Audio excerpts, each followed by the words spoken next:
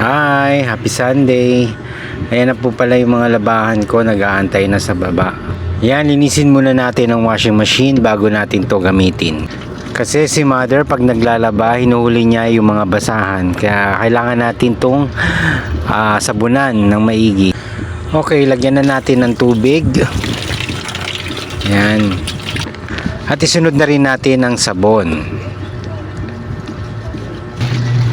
At syempre, paikutin na rin natin.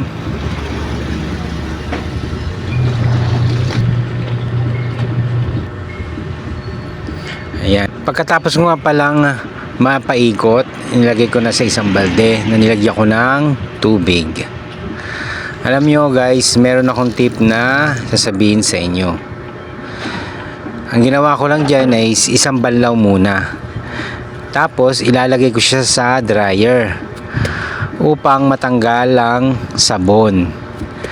Sa ganung paraan, para hindi na tayo banlaw ng banlaw pag tayo ay magbabalaw, para tipid na rin sa tubig, di ba?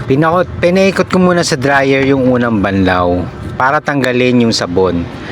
Pagkatapos niyan, kukunin ko na yan. Yan na, okay na yan. Napaikot ko na. Ilalagay ko ulit yan para banlawan. Siguro mga kadalawang banlaw lang ako para sa final ikot na para ma-dryer.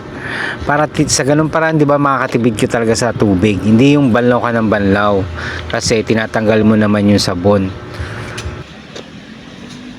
Sana ganyan gawin nyo para tipid na rin sa tubig kasi mahal ang tubig ngayon.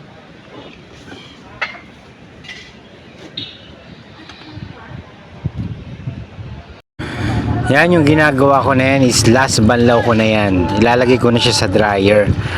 Sa ganung paraan, mapapabilis ang ating paglalaba. Tsaka tipid pa sa tubig. Yun, makakatipid tayo sa tubig sa gagawin natin. Sundan lang natin yung ganung proseso kasi para mabilis tayong matapos. Ayun na, tapos na ako. Mabilis lang. Bye. Thank you for watching.